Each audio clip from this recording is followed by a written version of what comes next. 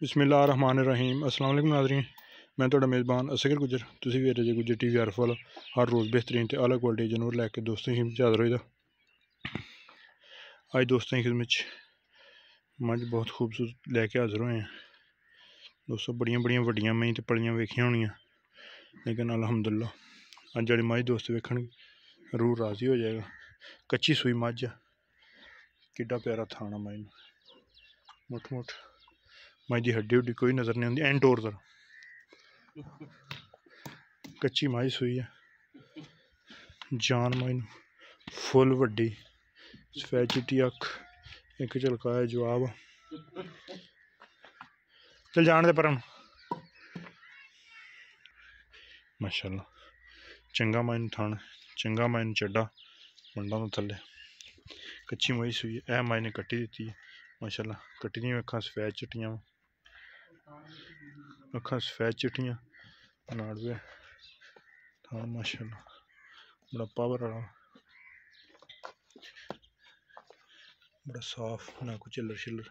चिड्डा मझ ने ऐ सूआ डोडा मोड़ी फिरदी है। कुछ मझ की बोले की चवाई तसली कर ली है, बकाया दोस्तों करके दिखा देंगे माशाअल्लाह। चड्डा थान मझ नूं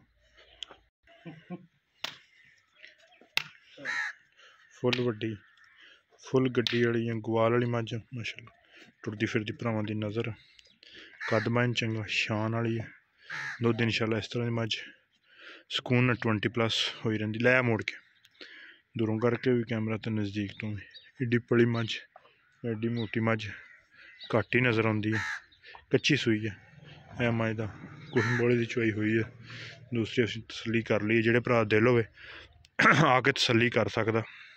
हर तरह दियां तसलियां गरंटियां। चोण मझ नूं ऐ चड्डा सूत तक माशाअल्लाह आया पिया।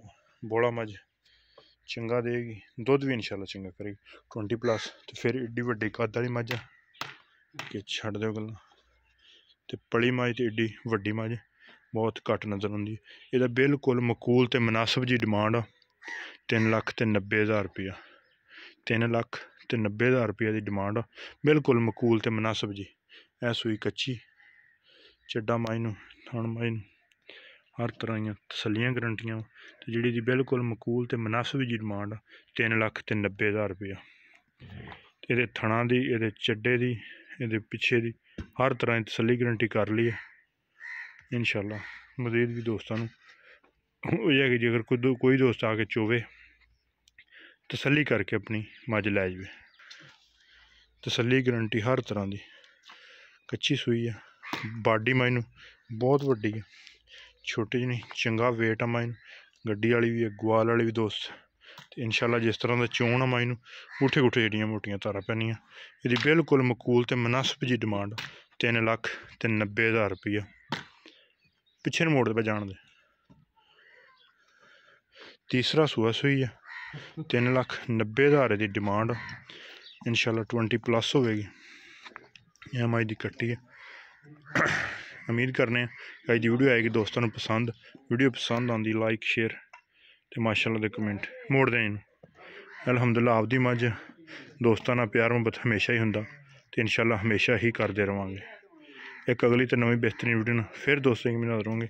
उस टाइम तक अपने मेज़बान असगर गुजर की इजाज़त। अल्लाह हाफ़िज़।